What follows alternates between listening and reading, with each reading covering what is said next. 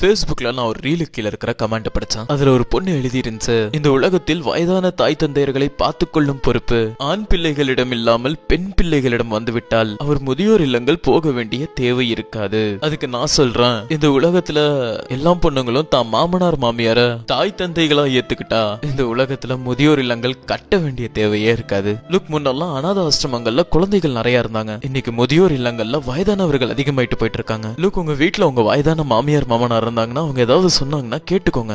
நான் எதுக்கு கேட்கணும்? அவங்கள பாத்துக்கிற பொறுப்பு என் புருஷனோடது. நான் எதுக்கு பண்ணணும்லாம் தள்ளி நிக்காதீங்க. ஏன்னா அவங்க ஒரு புள்ளைய பெத்து வளர்த்து ஆளாக்கலனா அந்த புள்ள உங்களுக்கு புருஷனா இருக்க மாட்டான், அந்த புருஷன் உங்க குழந்தைங்களுக்கு அப்பனா இருக்க மாட்டான். அவங்க கிட்ட அடங்கி போய் அவங்களுக்கு அடிமைகளா இருங்கன்னு நான் சொல்ல வரல. ஆனா அவங்களை வீட்டை விட்டு வெளியே அனுப்புறதுக்கு ஐடியாஸை கிரியேட் பண்ணாதீங்கன்னு தான் நான் சொல்ல வரேன். லுக், உங்க அம்மா உங்க பொண்டாட்டி ஏதாவது திட்டிருச்சுன்னா என் பொண்டாட்டியை திட்டுறியா நீ அப்படின்னு எதிர்த்துட்டு போய் நிக்காதீங்க. பெத்த அம்மா ப்ரோ, அது அப்படிதான் வளரிட்டு இருக்கும். ஏன்னா அதுக்கு வயசாயிருச்சு. எதையோ பொறுத்துக்கிறோம். ஏன் இந்த 2 திட்டத்தை பொறுத்துக்கிட்டோம்னா ஒன்னும் செத்து போயிட மாட்டோமே. அதுக்கு அம்மா பேச்ச கேட்டு பொண்டாட்டிய போட்டு கொடுமை பண்ணு நான் சொல்ல வரல. இந்த உறவுகளை பேலன்ஸ் பண்ண கத்துக்கோ. சோ ஃபைனலி ஒன்னு சொல்லிக்க விரும்புறேன், நம்ம அம்மா அப்பா நம்மளை பெத்து வளர்த்துறதுக்காக பெரிய பெரிய கஷ்டங்களை அனுபவிச்சிருக்காங்க. அவங்களுடைய கடைசி காலகட்டத்துல அவங்களை கொண்டு போய் முதியோர் இல்லங்கள்ல சேர்த்தி அவங்களுக்கு அதை விட பெரிய கஷ்டங்களை கொடுத்துறாதீங்க.